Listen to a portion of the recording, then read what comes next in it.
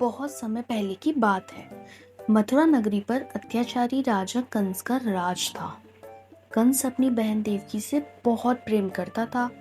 पर एक दिन कंस ने देवकी की शादी जब वासुदेव से धूमधाम से कराई और शादी के बाद जब कंस उन्हें स्वयं रथ से ससुराल पहुंचा रहा था, तभी बीच में आकाशवाणी हुई कि हे कंस, जिस बहन को तू इतने प्रेम से विदा कर रहा है, उसी का 8वां पुत्र तेरा अंत करेगा।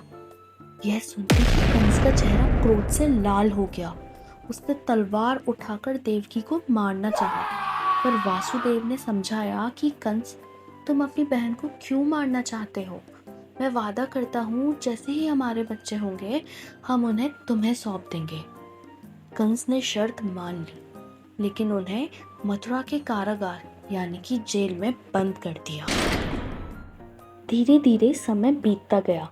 देवकी के 7 बच्चे हुए और कंस ने निर्दयता से सभी को मार डाला। जब 8वें बच्चे का समय आया, उस रात मथुरा में तेज आंधी तूफान चल रहा था। आसमान में बिजली चमक रही थी। वासुदेव और देवकी चिंतित थे कि अब क्या होगा, परंतु तभी उनके कारागार के अंदर एक तेज रोशनी हुई और उन्होंने भगवान का दिव्य रूप देखा, जो कि बहुत खूबसूरत था। भगवान ने कहा कि माता पिता, अब आप चिंता मत कीजिए, मैं आपका पुत्र बनकर आया हूँ। आप मुझे तुरंत गोकुल में यशोदा मैया के घर पहुँचा देना और उनकी नवजात कन्या को यहाँ ले आइएगा। तभी जैसे ही भगवान ने बालक का साधारण रूप धारण किया, उसी पल कारागार के दरवाजे अपने आप खुल गए। जेल के सारे पहरेदार गहरी नींद में भी सो गए। वहीं वासुदेव की बेड़ियां भी टूट गईं। वासुदेव ने बालक को टोकरी में रखा और रात के अंधेरे में निकल पड़े। बाहर मूसलाधार बारिश हो रही थी, मगर एक अद्भुत बात हुई। शेषनाग ने अपने फन फैलाकर बालक कृष्ण को वर्षा से बचा लिया।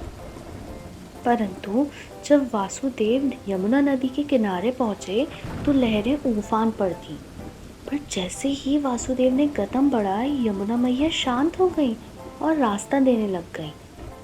तभी गोकुल पहुंचकर वासुदेव ने यशोदा और नंद बाबा के घर प्रवेश किया। वहां यशोदा माँ प्रवास के बाद सो रही थी और बगल में उनकी नवजात कन्या थी। वासुदेव ने कृष्ण को वहां रख दिया और कन्या को लेकर मथुरा लौट आए।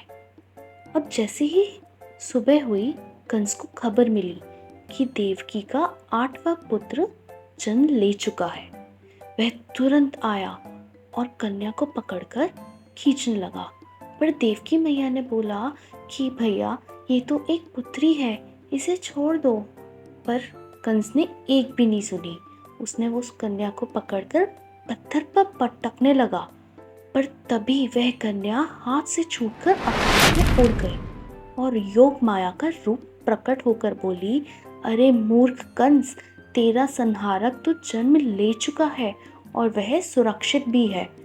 कंस क्रोध और भय से कांप उठा, जबकि गोकुल में नंद बाबा के घर खुशियों की लहर दौड़ पड़ी। नंद घर आनंद भयो, जय कन्हैया लाल की। अब समझ में आया कि अगर अंधेरे के बीच भी जब मन में विश्वास और भक्ति होना, तो ईश्वर अपनी राह दिखा ही देते हैं। बोलो राधे राधे।